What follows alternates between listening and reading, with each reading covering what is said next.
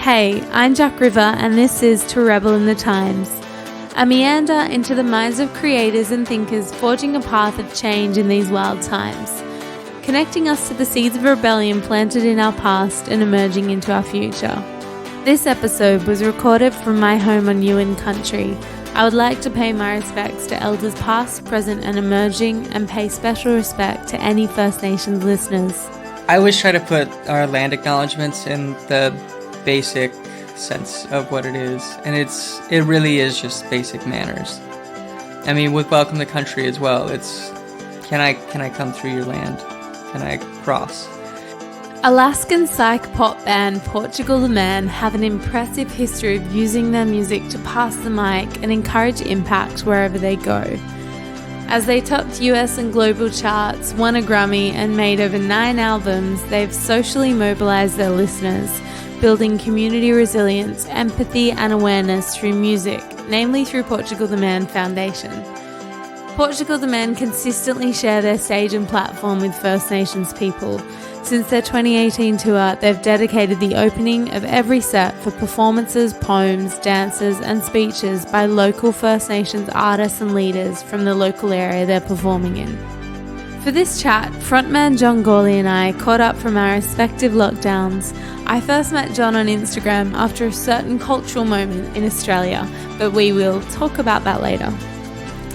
I just want to flag that this conversation was recorded days before the death of George Floyd and the subsequent global uprising that followed. All right, well, hello, John, and welcome to Rebel in the Times. Thank you so much for joining me all the way from Portland. Yep, a ways away. Yes, tell me about where you are right now. Are you in your beautiful wooden house? Yeah, we are living in a cabin on the Sandy River in Troutdale, and it's been really chill, actually. I mean, we moved out here like right before we went into lockdown in Portland. We finished the studio, moved in, and then we just got stuck here. Yeah, you sensed the storm. Yeah, perhaps. Yeah, we did.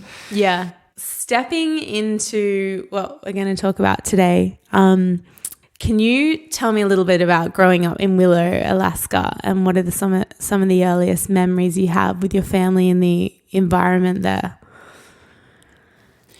Yeah, so it's kind of hard to, I guess it's not hard to describe the way we grew up, but it is very different, even for Alaskans.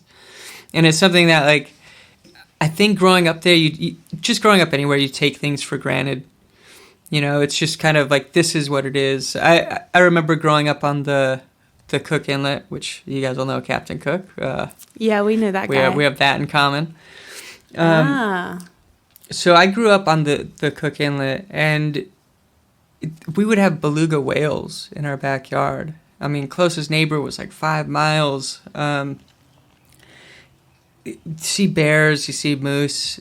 We would walk around the woods and we'd find porcupines and follow them around for fun just to see where they were going. And in all of this, we had my parents' record collections and the music that they brought up to Alaska with them. And everything was like pre-70, basically.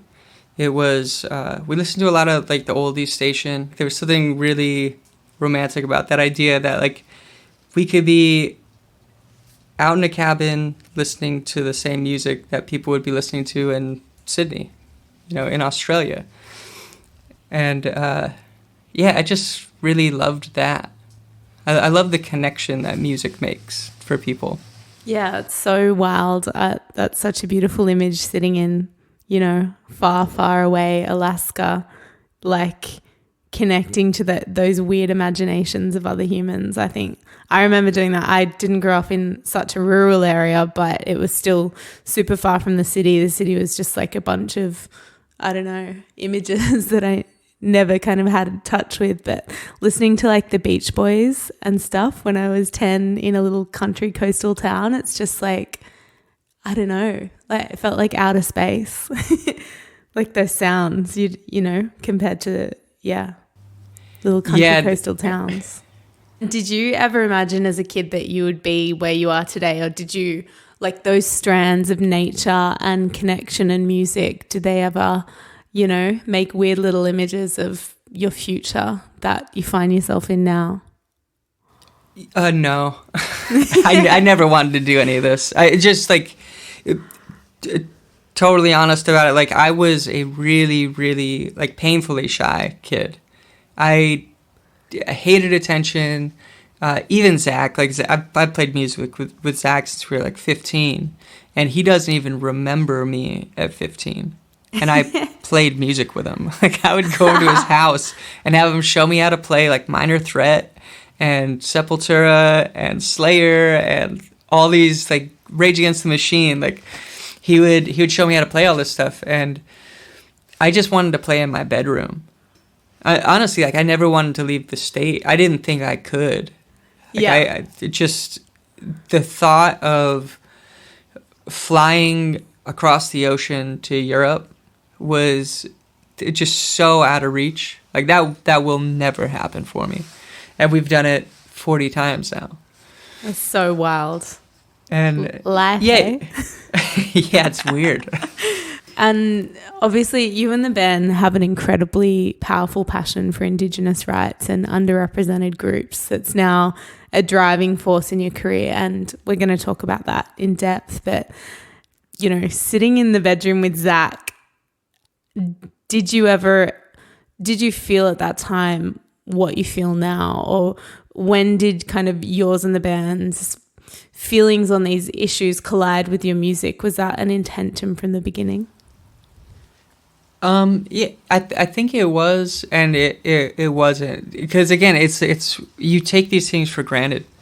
Like, you grow up in this and this, like, really rich culture, and, like, we interact with the Inupiaq and Athabascan and Tlingit, and that's just a part of everyday life when you're there. I mean, just to compare it to the beluga whales in my backyard, I would have friends come over, and other Alaskan friends would see whales, and they'd say, "Oh my God, you have whales in your backyard," and we'd go, "Yeah, I know, we got whales back there. It's Alaska. Let's go play. Let's do something else." And it's something that we really didn't even think about, and really honestly didn't understand. And this is something that I think is really great for everybody to know about us. Like, we didn't understand this. Yeah. I mean, it's not something, like, not everybody is just born knowing, like, what all of this means. It's our journey is about these, like, moments of choice, and it's seeing something and saying, "Oh wow, that's wrong. I shouldn't do it." And there's this weird, like, there's this thing as an American, like, you're born with this. I know you have it in Australia too. I've seen it. Like, you're born with this, like, it's my right. I can do this. It's my right. Like, you just have this entitlement where... Little fucking shits. Yeah, but you just don't even think about it. Like, it's just kind of, like, buried in there somewhere. And I do remember coming down to the States and kind of just thinking, like Native Americans and, like, Indigenous peoples down here, I thought they were just gone. I mean, you hear stories about reservations, and you never really see them. The casinos, like, you never really see it. And as you travel around, we just started to notice the lack of representation. And, I mean, we had moments along the way where, like, we really didn't catch it. And it was just, there was a moment when, like, we saw a band, and I won't name them, but somebody was at their show wearing a headdress. And the reaction from the band really showed us, like, what this meant. But it was, there's an Indigenous person, like, somebody from the area said, "Hey, that's offensive. That's my culture." This is basically what happened. That's offensive. She didn't take off the headdress, and the singer stopped the show and brought her on stage, and they danced together and kind of just went harder and saying, like, "Oh no, we're representing you. Like, this is not out of, like, we're not trying to disrespect you, this is out of respect. And like they made this whole speech. And I remember Zach and I talking about it afterwards, and Rich, our manager, and just talking about like, that's not on. Yeah. Like somebody just told you that it's not right. Yeah. So why are you still doing it? Yeah. So that happened, and you kind of start to put all this stuff together, and it's like, oh, I guess that's not okay. And this is growing up a kid who like we played Cowboys and Indians. Yeah. If you go to a Halloween store, if you go to a costume store, like you find a headdress there, like right away. That's probably one of the first costumes you see. Yeah. And you're so used to like these things being around you. Coachella, like festivals, like that's a part of festivals. Like people put on the war paint and do the whole thing, and it's offensive. I mean, that's somebody's culture. Like that's. And there's so much more meaning behind it than just feathers in a headband. Yeah, and do you think culture-wide, even though we've all had access to that information, perhaps so many people in our countries haven't listened, or they haven't had that chance to make a connection and have an exchange of a deeper knowledge and deeper understanding? Well, I think people... There's a lot of guilt involved, and people just generally don't want to admit fault. You know, like that's just how we're built for whatever reason. I'm right, you're wrong. Forever will be the case. Yeah, and it's just something I think it's really important to understand that there's a lot of crossover within these groups. I mean, when we post anything about land acknowledgements on our social media, I mean, we get kickback sometimes, and I can tell you immediately from looking at the comment exactly what their profile looks like. Mm-hmm. And it will be somebody who's out fishing, somebody out hunting, somebody in national parks, somebody floating a river. Like their profile will be full of it, and it's enjoying the spoils. And this leads us to the incredibly magic and wonderfully important way that you've pledged to begin every Portugal the Man show, starting from your 2018 tour. For anyone listening who might not have seen this, you know, Australians, perhaps, can you tell us what this looks like? So it actually started in Australia. Did it? In Australia, you actually have a thing called Welcome to Country. And I loved how like it's like this really basic understanding. I mean, it's treated like manners, and you have a website where you can go and get this done, which is the hardest part. Like as an artist, like how do I even reach out? Like who do I message? Yes. How do I know what land I'm on? I mean, they have apps for this stuff, but like you really like if you're on the outside of it, you have no idea how to do it. And we reached out to Welcome to Country when we were coming out there in 2018. And was it 2018 or 2017? Well, I think it was. So did this begin with the sunrise situation? Yeah, it did. Yeah, cool. So in 2018, you were set to appear on Australian morning telly show Sunrise.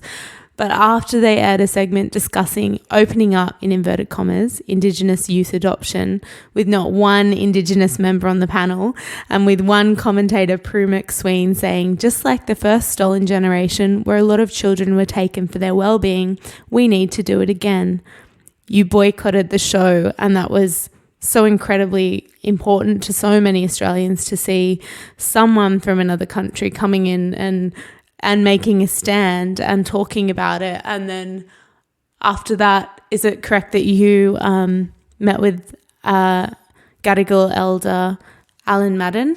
Yeah, I think we actually dropped off Sunrise the night that we met Uncle Alan Madden in Sydney. And yeah, the dropping off of Sunrise, like that was one of those, like it went against everything that we believe in. And I remember having the discussions with the host and producers and them trying to convince us to do the show regardless. And and just saying like, oh no, it wasn't us that said it, was this panel member, it was a guest. And my position on that is just, I hate that people feel like it's all right to bring on controversial figures because it gets clicks. Yeah. And like, quit giving them a platform. It's not real. Like they're not, they have no idea what they're talking about, and they shouldn't be talking for people, for an entire people. And it's, I guess the whole thing came down to hanging with monster children and Maclay Harriet. Mm-hmm. Beautiful man. Yeah, Sally Quaid actually pointed it out, and our friend Clementine pointed it out, that what had happened on Sunrise. And as a foreign band, like, you can't expect us to know. Like, we just kind of show up. we pick up our guitars and we play on the show. So it really takes a group of friends like that to say, like, hey, hold up, this actually goes against all of your values. And they've known us, and they know our history, and they know our morals and where we stand, especially on this issue. And I just can't thank them enough. I mean, Maclay, Clementine, Sally, and just all of Monster Children for standing behind us on that situation. Because it really did send us down this path of, and this is something good for artists to know, like, you can say no. Like, there is value in that. Absolutely. And yeah, the irony in, like, a lot of this, too, is, like, a lot of the kickback we got was, I mean, Sunrise is one of the biggest programs you can play in Australia, right? Like, it's a pretty big thing. It's like our little Good Morning America or something. Yeah, it's like this huge deal, and I know everybody flipped out about it, and I won't throw anybody under the bus, but there were a lot of people around us, like, really angry that we did it. And I just remember on socials, people going, like, oh, you're just doing this for attention. And I remember thinking, like, why would we do this for attention? Like, what would make us do that? Like, why would this get more attention than Sunrise? And the irony is, it did. Yeah. I mean, I can have an Australia-centric comment here, but we have such a small media world and such limited opportunities that when artists are starting their careers and they're presented with these opportunities, but they go against their values, a lot of them don't have the confidence to stand up against these media outlets because there's only like 3. So I think for so many Australian artists, that moment from you guys and that standing up was so important. And I think that's how we connected. I like commented on your Instagram, and I'll never forget it. And it just sits in my kind of heart as like an example of saying no and it having such a real reverberation in an industry. Yeah, I mean, the power of no, like that's very, very real. So that incredible connection with Uncle Alan Madden in Sydney inspired you to make that Welcome to Country throughout your 2018 tour. You continued that by dedicating the opening of your set for performances, poems, political lectures, dances, and speeches by local tribal artists, tribal leaders, and activists. Can you tell me a little bit of, what that looks like at a show and how it feels? Yes, I always try to put our land acknowledgements in the basic sense of what it is, and it really is just basic manners. I mean, with Welcome to Country as well, it's can I come through your land? Can I cross? It's a weird thing because like we call it like passing the mic, like we just pass the mic, and it's more about what are the issues that are going on, like, and creating this shared learning experience, because that's what we got from Uncle Alan Madden and Auntie Maruchi Barumba in Melbourne too. It was, we were learning about the land. We were learning about the history and the issues, and they were so similar to our issues back home. And I think it's a really great way to set an example for politicians and for bands as well. You don't need to speak for people. Take a bit of your guarantee and just put it towards like a donation or something, and just, it's their land, it's their stage. Yes. Like, you don't need to take that moment to jump on the mic and be all political and the center of attention on it. You can give it to them and let them speak and see the way your audience reacts. I think it's a really great example for politicians. Yes. I mean, that's like always my goal is like, what is a politician going to see when they come to our show? They're going to see their constituents talking and having like discourse and having this like what do your constituents think of it? They seem like they love this idea. They seem like they love it. You know, it sounds pretty good. And they get to see that in real time. And that's kind of what we did like with the Bernie rallies too. I mean, that was like our stipulation. Like, well, we want to come and play for Bernie and we want to be there, but we have to do land acknowledgement. Like we have to do that, and we have to do it in a way that is true to the people. Not just a like so many people think like it's a what is it? Is it like a song? Is it dancing? Like a tokenistic thing. Yeah, do they cast a spell? Is it like a when you start to think of it as manners, like really start applying that to your like nationalist ideas. I mean, really start like crossing over. Like I don't fucking want to talk to anybody that agrees with what we think. I want to talk to the people that don't. You know, I want to present it to people that might not understand it. I think that's so interesting that, you know, you're thinking that way. I fully secretly think that way too about everything I do. It's like a little example or rehearsal for politicians to watch because, yeah, the more I think about our role and what the fuck we can do that actually makes an impact, I think of us as like people's politicians that tell messages in a creative way, and secretly you're just wishing that the real system, in inverted commas, is watching and listening and may change in some tiny form. So one thing to understand about this is like it's not about immediate change. Like none of this is about like I want it to happen now. I want it to happen today. But it's about passing on these ideas to like Indigenous youth. Like it's passing on these ideas, like it's empowering people. And it's weaponizing your privilege. You have this mic, you have this stage, use it. Like quit fucking like it's not about you. I mean it's why we have so many books around us when we're writing, like just like inspiration. If there's something that like you feel in that, like go ahead and say it. That's so great. I was just about to ask you about the books laying around your studio because when I visited you in your studio in the windy Hollywood Hills, when you were making your latest album at / You Still Are, right? Of course. There was so many books scattered around and books on anarchy, Indigenous history, whack philosophy. Tell me about that and what it means to you. I like to see just ideas that are very raw and real.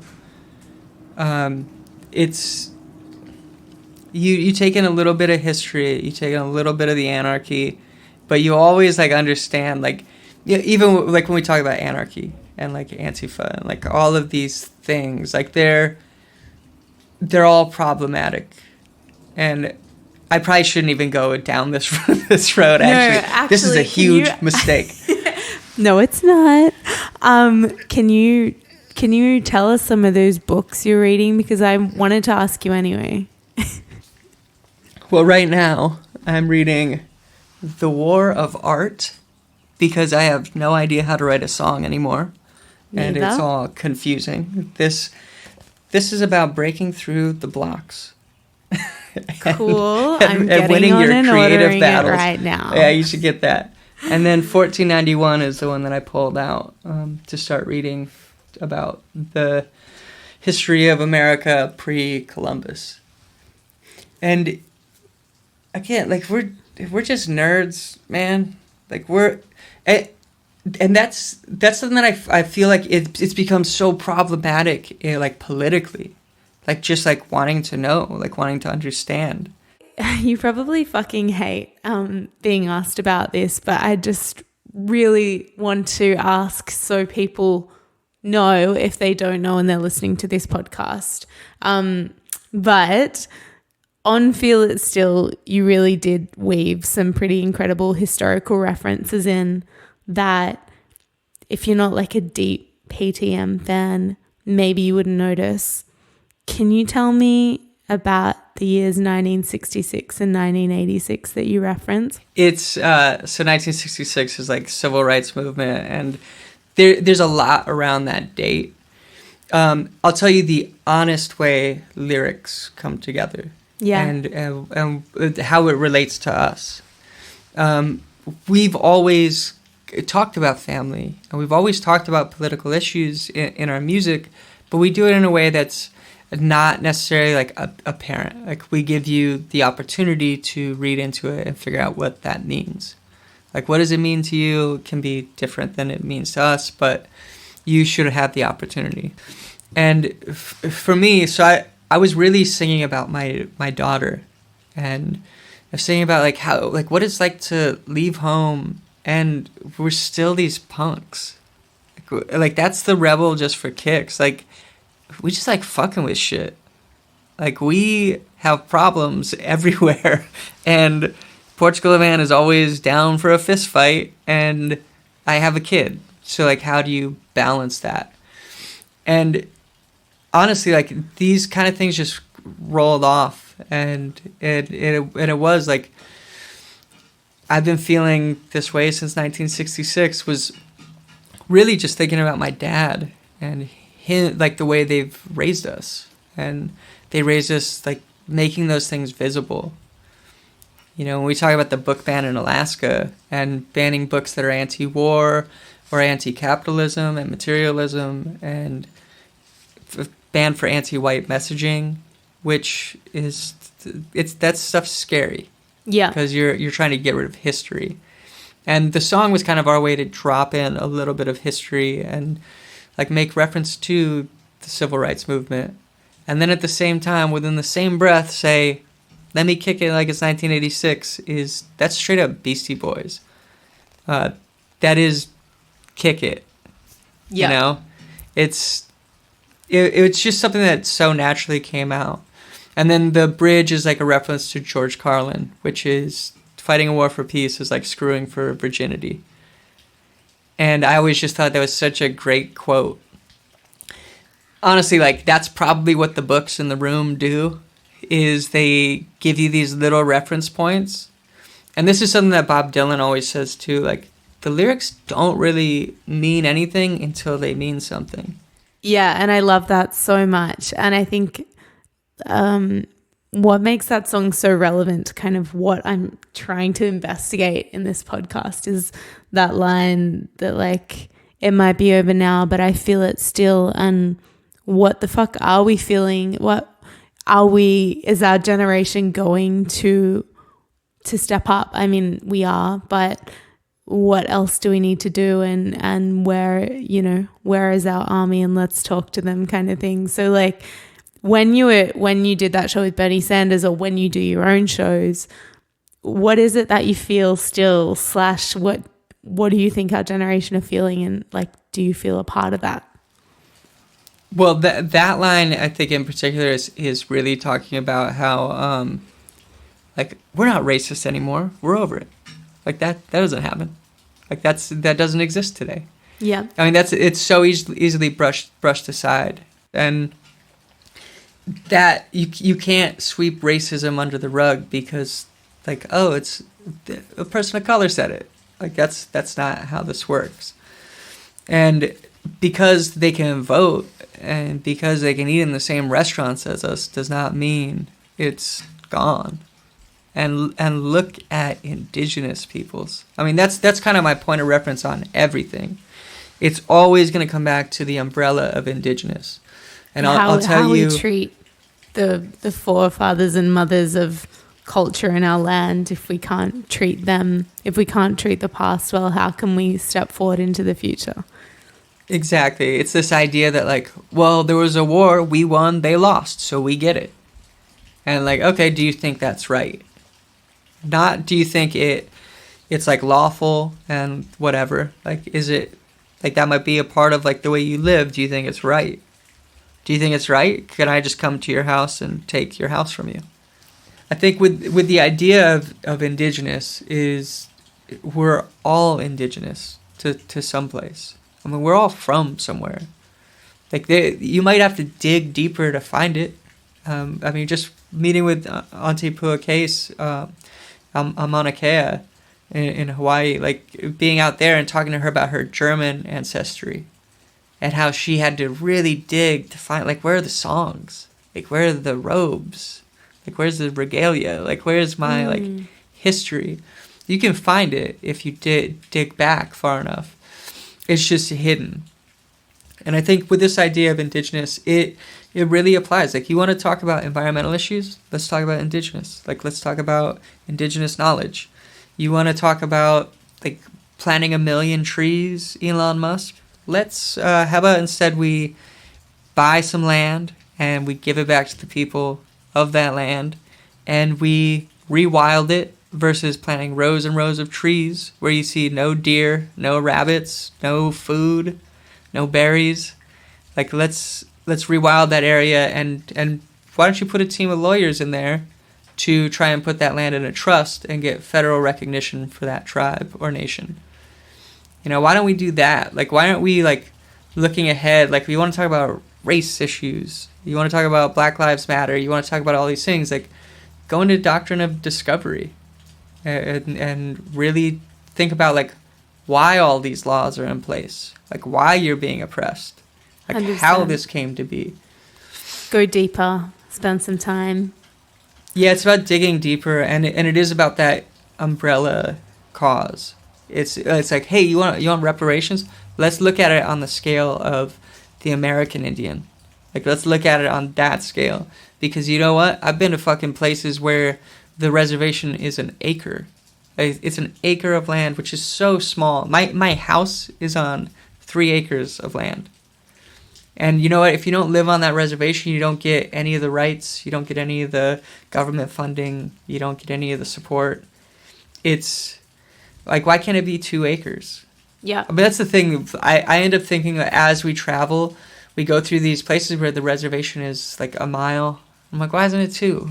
Like, why isn't it 3? Yeah. Like, why can't we put more towards this? Like, why can't we get deeper on whose land that really is? Because a lot of the history here is like, I'm sure you have it in Australia because there's thousands and thousands of different groups, right? Mm-hmm. Aren't there thousands of groups out there? Like, they have this idea that when colonizers came here, they just saw brown people and they stuck them all on one piece of land.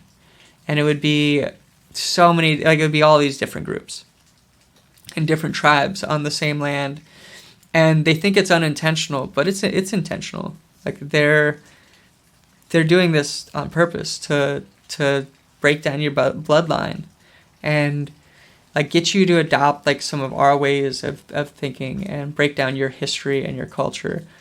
And you know what they're going to do eventually, too? Like, if you don't, like, kill each other off or fight it out, they're going to split up that land again, and they're going to give the better land to the people that didn't historically inhabit it.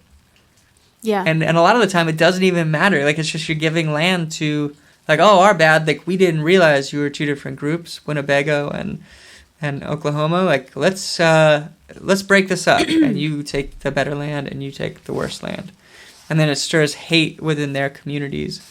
And that's just, like, what we do. That's how we oppress people. We take away everything. I mean, you take language.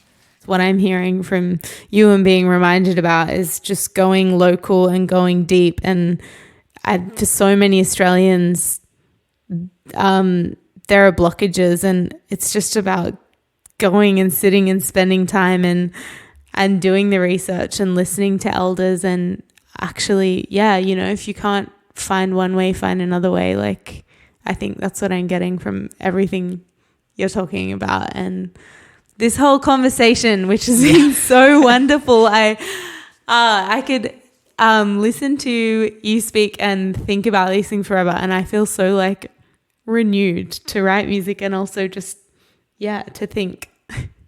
We will end on a bright note by asking a question I'm kind of asking everyone in a roundabout way, which is, if you were speaking to someone a little younger, someone starting out who has the will to want to make some kind of change, but they're kind of looking at a giant, mountain, a perceived mountain ahead of them, what would you say? What's one practical little piece of advice you'd give someone to rebel in the times?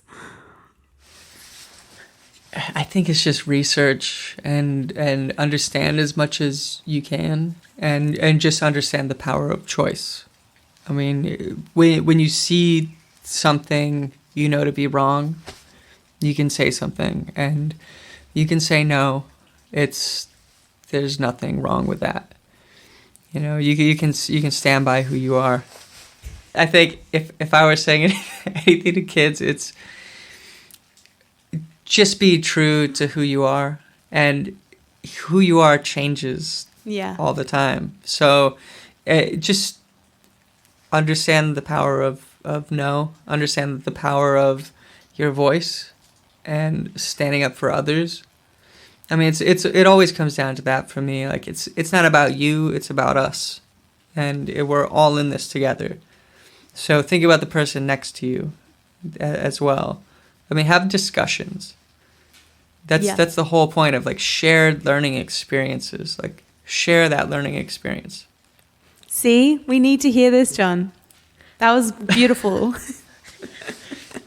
Thank you so much for all of that energy and conversation. I'm so excited to listen back, and thank you, honestly. Thanks to John and Portugal the Man for sharing this time with me and for setting a solid and sincere example of the power of standing up for one's values, and for showing all of us how important it is to continuously research, question, listen, and challenge our views and understandings. For Australian artists wanting to support First Nations voices, check out Common Ground on Instagram or at their website. If you're not sure whose land you're on, get in touch with the local land council or First Nations organisation. And for people listening in Australia, you can also check out firstnationsresourcedirectory.com. Join me at To Rebel in the Times Instagram, where we'll be continuing this conversation. And don't miss next week's episode, it's a really good one. This podcast is made independently with Jess Hamilton, Pete Covington and Unified Management. You can subscribe to Rebel in the Times on any podcast player, and if you like what you hear, please leave me a review. I would love to hear from you.